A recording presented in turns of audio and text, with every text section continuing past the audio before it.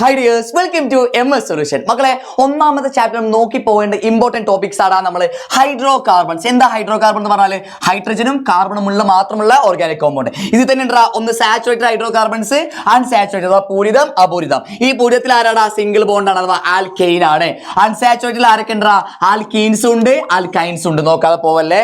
അത് കഴിഞ്ഞാൽ മക്കൾ നമ്മൾ പഠിക്കാൻ രണ്ടാമത്തെ ഏതാടാ ഫംഗ്ഷൻ ഗ്രൂപ്പ് ആണ്. ഒന്നാമത്തെ ഫംഗ്ഷൻ ഗ്രൂപ്പ് ഹൈഡ്രോക്സിൽ ഗ്രൂപ്പ് ആണ്. മനസ്സിലാക്കണമെങ്കിൽ OH കാണാം. ഇനി രണ്ടാമത്തെ കാർബോക്സിൽ ഗ്രൂപ്പ് ആണ്. മനസ്സിലാക്കണമെങ്കിൽ COOH കാണാം. ഇനി ആൽഡിഹൈഡ് ഗ്രൂപ്പിനെ മനസ്സിലാക്കണമെങ്കിൽ CHO ഉണ്ടാവും. മൂന്ന് ഫംഗ്ഷൻ ഗ്രൂപ്പ് ആയല്ലോ. നാലാമത്തെ ഏതാ ഹാലോ ഗ്രൂപ്പ് ആണ്. ഹാലോ ഗ്രൂപ്പിനെ ഐഡന്റിഫൈ ചെയ്യാൻ നാലാൾക്കാർ ഓർമ്മ ഉണ്ടായാൽ മതി. ഫ്ലൂറോ, ക്ലോറോ, ബ്രോമോ, അയഡോ ഇവരൊക്കെ അവിടെ ഉണ്ടാ. അടുത്തത് ഏതാ കീറ്റോ ഗ്രൂപ്പ് ആണ്. കീറ്റോ ഗ്രൂപ്പിനെ മനസ്സിലാക്കണമെങ്കിൽ CO ഉണ്ടായാൽ മതി.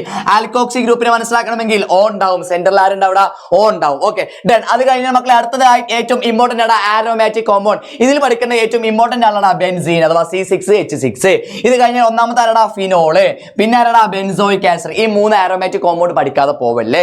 ഓക്കെ അത് കഴിഞ്ഞാൽ ഐസോമർ. ഐസോമർ വളരെ 4 പഠിച്ചാൽ മതി. ഒന്നാമത് ചെയിൻ ഐസോമർ, രണ്ടാമത്തെ position isomer, 3 functional isomer, 4 metamerism.